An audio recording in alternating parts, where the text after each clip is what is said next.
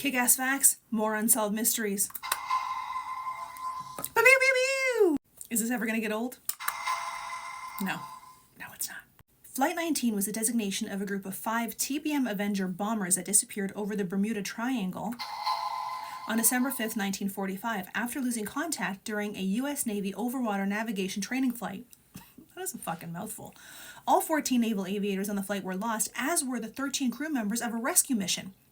Despite extensive searches, no wreckage or bodies have ever been found, fueling speculation of the Bermuda Triangle's reputation. As of the 2020s, no wreckage or bodies have been found. Flight 19 is featured in the 1977 science fiction film Close Encounters of the Third Kind and made an appearance in the 2006 direct-to-DVD movie Scooby-Doo, Pirates Ahoy!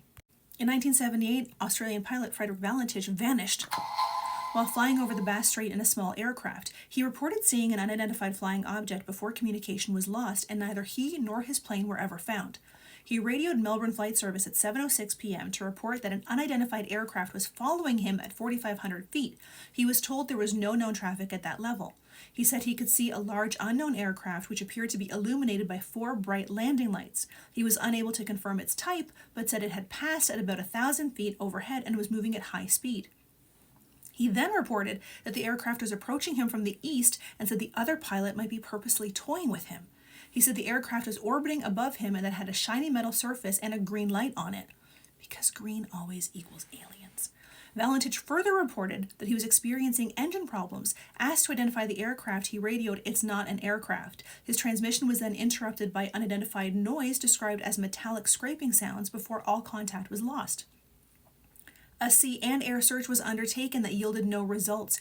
It has been proposed that he staged his own disappearance. Another proposed explanation is that he became disoriented and was flying upside down. If this were the case, the lights he thought he saw would have been his own engine or aircraft lights reflected in the water, and he may have crashed in the water.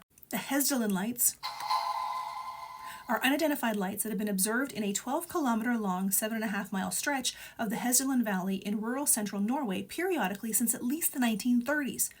They appear both day and night and seem to float through and above the valley. They are usually bright white, yellow, or red and can appear above or below the horizon. The duration of the phenomenon may be a few seconds to well over an hour. Sometimes the lights move with enormous speed, and other times they seem to sway slowly back and forth. On yet other occasions, they hover in midair. Especially high activity occurred between December 1981 and mid-1984, during which the lights were observed 15 to 20 times per week. As of 2010, the number of observations has dwindled to about 10 to 20 sightings annually. The phenomenon of the black-eyed kids. Reports of encounters with eerie children possessing entirely black eyes have surfaced around the world. These children are often described as demanding entrance into homes or vehicles, not on your fucking life, instilling an inexplicable sense of fear in those who meet them. Their origins and intentions remain a complete mystery, but I'm guessing they're not there to bring you candy or money. I would take both. I would prefer money, but I mean a good crunchy bar. While tabloid coverage of these creatures has claimed the tales of black-eyed children have existed since the 1980s, most sources indicate the legend originated from 1996 postings written by Texas reporter Brian Bethel on a ghost-related mailing list. He related 2 alleged encounters with black-eyed kids. Bethel describes encountering 2 children in Abilene, Texas in 1996 and claims that a second person had a similar unrelated encounter in Portland, Oregon. In 2012, Brian Bethel told his story on reality TV series Monsters and Mysteries in America. He wrote a follow-up article for the Abilene Reporter News describing his experience and maintaining his belief that it was legitimate.